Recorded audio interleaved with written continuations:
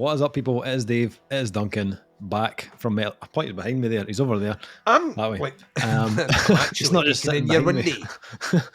windy. Welcome back to another album review. For this review, Duncan and I have been checking out the new album from progressive sludge duo Radiant Knife. The band's new album Pressure will be released on July 14th. Yeah. Not to be confused with the Skindred banger Pressure. Different song. That is a banger, though. That is a banger. Emerging from the swamp-ridden landscape of South Louisiana, Radiant Knife features Greg Trabassos on drums and Stephen Shepard at the helm of guitar, synths and vocals. The band's critically lauded The Ghost EP, the second in a two-part EP released in 2020, rose from the post-metal roots with ethereal vibes that embraced space. This year's Pressure is a crusty-eyed gaze into the crushing weight of the modern world, with the energy of each song progressing to the ultimate exhale and final track, Demon Legs. Pressure is all about the riff, with metal-focused production, breakneck time changes, and a fast-paced delivery that would satiate any Botch fan. While not every song deals with it, a lot of the album's lyrics centre around being sold on the American dream, but also realising it's oftentimes used as a thin veil to cloak a dubious system entity aimed at bleeding you dry, even after death. A lot of pressure comes with that, and a means of dealing with it could be taking a nihilistic mindset as expressed in the song Give Yourself Away, or trying to outrun the rat race as expressed in the aforementioned song Demon Legs. Pressure was self-recorded. Fucking hell. Jesus Christ. Talented bastards, eh? You get one thing, guy that plays 17 instruments and does vocals. You get one thing you're supposed to be good at. Yep. One thing. Not fucking these guys. Rat. Recorded early 2022 at the band's home studio, Starless Sound. And if that wasn't enough, the guys are thinking to themselves, how can we make this album sexier? Oh, I'll tell you how. We get Brad Boatwright in to master it. We love you, Brad. Brad Boatwright at it again, making shit sexy. That's how I like it. Another duo, Duncan. You know how I love a duo. You know. I'll be honest with you. I think that we wasted every week. There's a revelation of when we were in a band. Doing this. I think we wasted many years in a band trying to find like superfluous people to be involved with what clearly was the greatest creative vision ever, which was me and you. We didn't need guitar. Well, we technically didn't need guitars, but you could have played guitar. I can't play guitar. And technically you played bass as well. I didn't play bass. So you would have done everything, right? And then I would have made it sexy. I would have been the Brad Boatwright in this. Yeah. Except doing vocals. Yeah. I mean, I could have lived with that. But there's a whole host of kind of duos just like it shouldn't work as well as it does. Let's put it that way. Usually the equation is like more equals better when it comes to bands, because you get more creative juices and ideas. Surprisingly, that's been pretty much disproved consistently, almost week on week now, Dave. Yeah. So I just like, there's just something so like tightly integrated about it that the chemistry between a duo is just, it's really apparent, I think, in a lot of releases. We heard it on Tankzilla just recently, and these guys also have it in spades. And even though like the genre that these guys are covering has like a certain kind of fluidity to it. Yeah. Especially like the way that Radiant Knife incorporate those kind of progressive elements, but they show that it can still be super tight. And I think that's a huge strength on this release. Well, what I love about it is it's a kind of doomy. It's got doomy riffs, but it's kind of sludgy. It's kind of sludgy tone, which is not necessarily known for precision. But they will lull you in with these kind of big kind of fucking headbanging grooves, and then out of nowhere, like a very, very tight double bass section will kick in, just like really, really well placed flurries with the guitar for just stabs throughout the tracks, and it hyper focuses everything up, breaks up the tracks as well. And on my first listen, I was like, I wish they'd done it more, but having sat with the album now for about a week, I actually think it's the perfect use on its entirety. They don't overplay that at all to the point where it becomes like a Lamb of God You know, thing where like you know every single song's going to have the bass pedal thing with the guitar playing and thing like that, and that's just their signature. It's kind of like a hidden signature. The band. So as for when they're you know, withdrawing the fancy money, they put the hidden signature of the double bass and the guitar work. Yeah. It's surprising because this is quite dense in terms of what's going on musically, and once again, I suppose because they're a duo, it does afford them the opportunity. You get this with a lot of duos where the vocals aren't the prominent instrument here, and they're quite happy to sit for 4 or 5 minutes just kind of laying something up for one big shout to close out a song. Yeah, absolutely. I think the attention to detail here is great. Like, I think it's got that like kind of Mastodon level of kind of like we've painstakingly put these tracks together to make sure they give you all the elements of a good song, but we've also made sure there's detail and there's depth to really kind of lift them at that next level. And you get that like from the start of this album. Like the riffs on Slumber are just like twisting and turning, and they've got like a technicality that just keeps you wondering like where is this going to kind of go next. And they're really good at that. Like the riffs are always really engaging. The album constantly kind of drives forward. Some really unique chord choices as well, which I love to throw that in the mix. Some nice like kind of discordant melody. It's, as you said, it's got that kind of sludge foundation, but it's those little kind of embellishments in the chords. It's the prog in them, to be honest. The progressive riffs. Yeah, I was just about to say that. They really kind of grab your attention. And the same can be said for the drumming as well. I could listen to this guy play drums. It's really good all day. Like it's all feel. You know what I mean? It's like literally all feel all the way through it. And I think he makes great use of space. Yeah. Like he knows it. Like we mentioned earlier on with those double bass flurries in particular. Some of the fills are purely born out of this would be a good place to put it. Yeah. Which like I kind of like. You know what I mean? I think it's like I'm all about like some, especially in this genre. It should be more about feel. I think that's what sells tracks. You know, is the extra little lip at the end of a guitar riff, the extra note you add in a melody. But at times it's the space that you can fill without showing how incredibly talented you are as a drummer, but using it smartly to the point where you get it. Yeah. But it's not overbearing. Yeah. He's balanced it out like perfectly on this. Like he knows when he can just kind of sit in the groove or sit in the pocket. But as you said, he's got those like little creative fills, the little accents to give the tracks more punch. And I agree, his footwork is awesome. Like I think it was it Give Yourself Away, I think was the track where it's got the little kind of bass drum rolls. And the way he kind of accents the riffs with the bass drums, really clever. And it gives those progressive parts more kind of impact rhythmically. I want to just kind of touch on the vocals though, because I don't know about you, but I got this kind of like a merge of like kind of like John from Conan, with a bit of like Tuskar in there, a little bit. There's a bit of Mastodon as well, but I really felt like his Stephen's register was very similar to John from Conan's. He's got that kind of like higher kind of register. The chants on as it goes Samurai, I thought were very like Conan-esque sounding. But it's also similar in the production as well, the way they've used a lot of the reverb on the vocals. And the kind of lower part of his voice, I get that kind of Mastodon or kind of Tuskar kind of vibe and this kind of tone. But it's a great blend. As you said though, it's not an album that's dominated by vocals. They clearly have a love for the riff, because there are large portions of these tracks that don't have any vocals on them at all. So I felt like they used them just in the places that this kind of needed it, you know, that bit of elevation, rather than having them kind of constant throughout the tracks. Again, Conan do a bit of that as well, actually. There are kind of large parts of those tracks where it's just all riffs. Is atmosphere. Yeah. You know, it like adds a level of atmosphere to the music, which sludge by its nature, prog as well, to be honest with you, sludge and prog are like predominantly not necessarily genres that focus specifically on what vocalists are doing.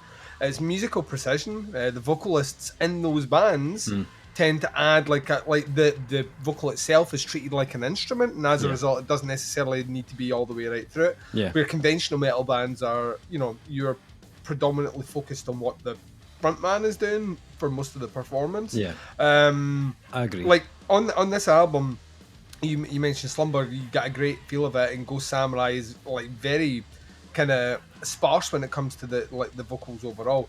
Phil Collins was right, which I don't know if he was, but we'll agree with the band because what was he right about? Album. Phil Collins was right. Is the first one where the prog takes kind of front and center. Yeah. Everything is underpinned with synths. Like everything has this lifting motion all the way through it, and those kind of John Conan-esque. And I would also argue, guy whose name I can't remember from fucking Mastodon did with the tattoo on the side of his head. He does a higher register as well, and it kind of felt like a Brundlefly version of that. But you get these really high like vocals, but once again, I think they repeat like the same kind of verse chorus, and then there's a huge gap, then it's a verse chorus, and then it's a huge gap, and then it's closed. Yeah. But that track like is so cleverly done because it completely breaks the album up right after track 2. So once again, any predisposition you had to, oh well, it sounds like this band, and this band, Phil Collins was right, comes in kind of like a wrecking ball and knocks over. Yeah. And then you get, from that track almost through the next 2 or 3 songs, is this, the prog takes more of the center ground with the sludge, like you see, underpinning everything in the background until you come off Mortals and into track 7, which name escapes me.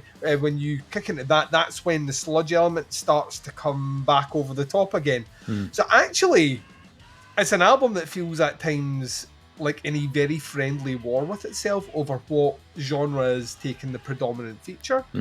But if anything, that just makes it a much more balanced sounding album. Yeah. And a much more interesting listen. Like the through lines are great because they never like hard stop and then you get something that sounds like left field. Yeah. They've kind of transitioned it smartly in the track before, so when the next track comes in, you're kind of predisposed to go, all right, well, this is not sludge driven, but the synth works kind of like what was in the song before, so I'm in. Yeah. And it's smart. It's been well put together. Is a very long way of saying that, but worth it, I think, because the band will be like, this guy, this young Scottish guy, question marks on the young, he gets it. Yeah. Look at him. Yeah. The other thing is the other thing that kind of caught my attention was the track lengths on the album. They're not crazy long. There's maybe, most tracks are between kind of 3 and 4 minutes, which I thought was kind of surprising for the style, especially with the kind of progressive elements they use. They kind of get in and get out fairly quickly, but they keep it varied in tempo and rhythm, so it never feels like it's kind of repeating itself. My only thing is I think that sometimes feels like a double-edged sword to me, because I feel like some of those tracks might have benefited from hearing certain sections again or holding on to them for slightly longer. It's difficult, isn't it? Because you can imagine what it sounds like in your head, but because you can't hear it, you don't know if it would actually work on the album. Well, I went back and I listened to some of their older stuff. Was it longer? Yeah, so like if you go back to like they've got a 2018 album, a lot of the songs range from like 4 and 9 minutes on that album, and the songs are kind of longer than this. I kind of preferred that longer form, personally. I feel like maybe it was just it gave you a chance for the track to become even more memorable when they're repeating sections or holding on to them for a little bit longer. They do that on this album though. I think like songs like Phil Collins Was Right is a great example of when everything comes together. It has the big moments and the riffs. It's got the vocals. It's also got a more kind of repetitive structure. So it had more kind of staying power for me. Same can be said for Sunsets from Space, which, aside from having like some fucking mammoth riffs on it, like fuck me, it felt more rewarding. It felt like it had the right amount of everything. I need to mention this production because the fact they've done this themselves, they've captured this sound, self-recorded. It sounds like this is just kind of mind-blowing. Is that And obviously they've handed it off to the right guy. Like Brad's going to make anything you do sound infinitely better anyway. But there's only so much polishing of a turd you can do. If you know what I mean, you hand him something bad. Yeah, it's going to make it sound less bad. It's probably going to sound bad. Yes, I think what was really interesting about this one, it's something I talk about a lot as someone who played keys. It's difficult if that's not your instrument, like your main instrument, your main focus, to get a balance on that. A lot of people will either put it too high in the mix or too low in the mix. It is perfectly placed on this. Yeah. It raises everything. At occasion, it takes a bit more of a focal thing, but it never at any point feels like someone's fucking around with faders. It always just sits nice behind things, does its job really, really, really, really well. Yeah. As a result of that, you're never distracted off the core work on the guitars in particular, and that drum. The drumming is so crisp, so like lush to listen to, that I've seen bands before be like, we need keyboards in this track, and they hit a sound, and it's just like, pew! Oh, that's all I can hear now. Yeah. It's not easy. It really, really, really isn't. And I think that almost, like, on some level is less ego and more song driven.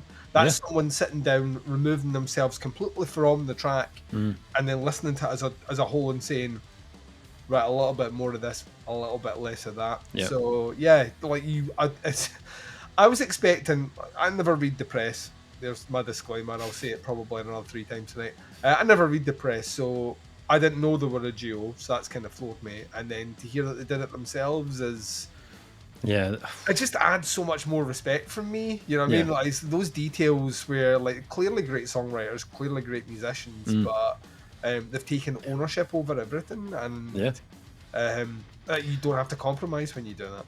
No, not at all. And if you listen to the previous releases, the production's fucking awesome on those albums as well. Well, it seems like they have their own studio, from what you were saying. Yeah, it does. Maybe have a background in that, and I think so. I imagine that helps. Yeah, it does, because this sounds fucking unbelievable. Like, the drums are just thunderous on this album. The guitar tone is just really, like, full of weight. And they've, as you said, they've got that balance of synths on there, just absolutely perfect. The other thing I was like, I tried different headphones when I was listening to this, because I was like, is there bass on this album? Now, I know that there's 2 of them, and one guy's doing guitars, vocals, synths, and there's drums, but when I was listening, there was certain moments I was like, I think I can hear a bass on the album.